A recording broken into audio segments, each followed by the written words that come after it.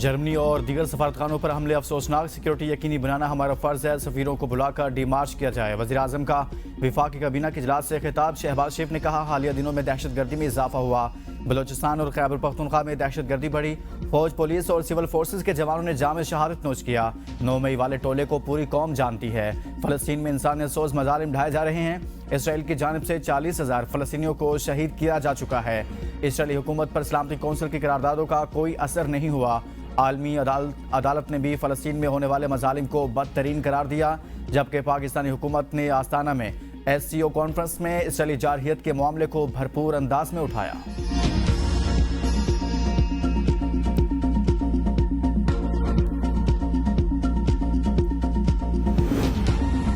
विफाकी काबीना की अहम बैठक। काबीना के बाद अरकान की PTI पर पाबंदी की मुखालिफत। आर्टिकल 6 के तहत कार्रवाई और पाबंदी का फैसला मौखिर।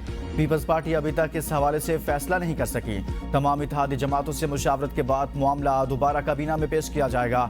काबीना ने 126 ममालिक के लिए डिजिटल वीज़ा देने की वजारत दाखिला की समरी मंजूर कर ली। विफाकी काबीना ने SECP एक्ट 1997 के तहत खसूसी अदालतों के क़याम की भी इजाज़त दे दी।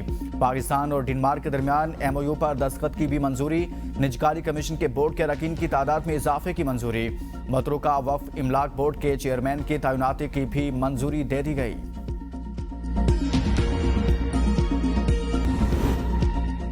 खत्म नबूवत पर मुकम्मल। गैर मशरूत ईमान इस्लाम के बुनियादी अकायद में शामिल। इसके बगैर कोई मुसलमान नहीं हो सकता।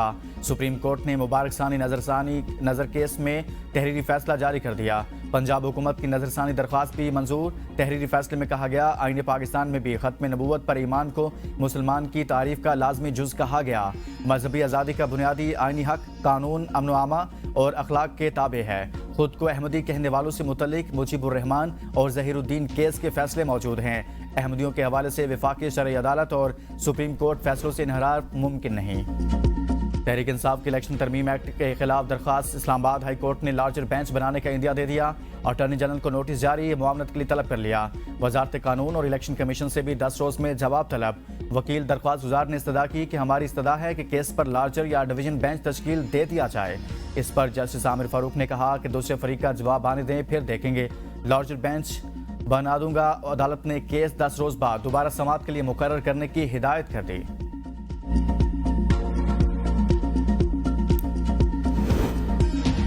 बुशरा बीबी की नए केस में गिरफ्तारी से बचने की दरख्वास्त। इस्लामाबाद हाई कोर्ट ने वजारत दाखिला, FIA, पुलिस और NAB को नोटिस जारी कर दिए। डिप्टी अटॉर्नी जनरल को वजारत दाखिला और FIA से आइंदा समाअत तक तफसीलात लेने की भी हिदायत। NAB से भी तफसीलात तलब। समाअत आइंदा हफ्ते तक मुलतवी। लाहौर हाई कोर्ट में भी बुशरा बीबी की खुफिया मुकदमात में मुमकिना गिरफ्तारी रुकवाने की दरख्वास्त पर समाअत। अदालत ने पंजाब हुकूमत समेत दीगर फरीकैन को नोटिस जारी कर दिए।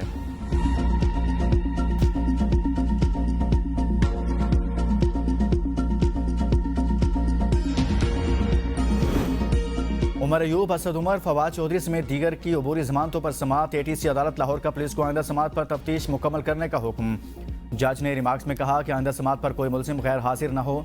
तमाम वकला आइंदा समाअत पर दलाइल के लिए अदालत में तैयारी के साथ पेश हों। जिन मुलजिमान ने अबूरी जमानतों में बयान नहीं जमा कराया, इनकी जमानतें खारिज करता हूँ। अदालत ने उमर अयूब की हाजिर मुआफ़ी की दरख्वास्त मंजूर कर ली।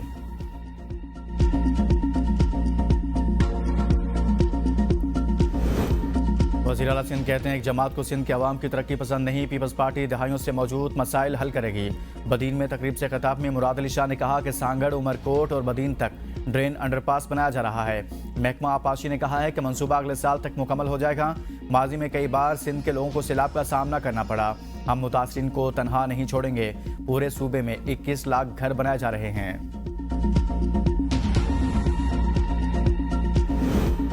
तहरीक इंसाफ पर पाबंदी सबसे बड़ी गलती। नवाज शरीफ और आसिफ जरदारी किसी को मुंह दिखाने के काबिल नहीं रहेंगे। साबिक वफाकी वजीर फवाद चौधरी की सहाफ़ियों से गुफ्तगू। कहा, नवाज शरीफ और आसिफ जरदारी आज तारीख के गलत रुख पर खड़े हैं। बानी पीठी मजलूम है, सारी कौम इसके साथ खड़ी है। आप न सुप्रीम कोर्ट को मान रहे हैं, ना ही किसी कानून को। आपने बानी PTI को 14 माह से जेल में रखा हुआ है। बल्ले का निशान छीना, कैसे कैसे निशानात दिए, फिर भी लोगों ने वोट दिए। डिजिटल दहशतगर्दी PTI की तरफ से नहीं, बैरून मुल्क से हो रही है। पाकिस्तान में नारकी की फजा पैदा कर दी गई। दुनिया पाकिस्तान में इंसानी हुकूक की खिलाफ वर्जियों को देख रही है। अभी शुरुआत है, लेकिन आने वाले दिनों में लोग चीखेंगे।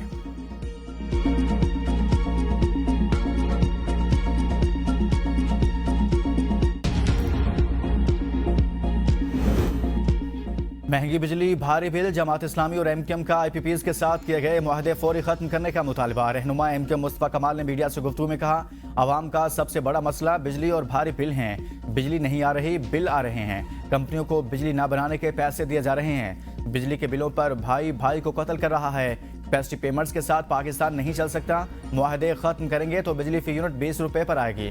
आईपीपीज को अदायगियां डॉलर में की जा रही हैं।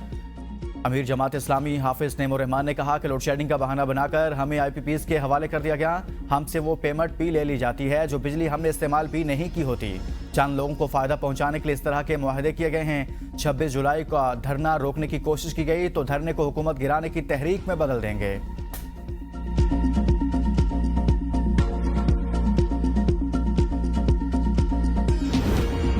आईएमएफ का मुतालबा, हुकूमत ने कैप्टो पावर प्लांट्स को बंद करने का फैसला कर लिया। कैप्टो पावर आइंदा साल जनवरी तक बंद किया जाएगा।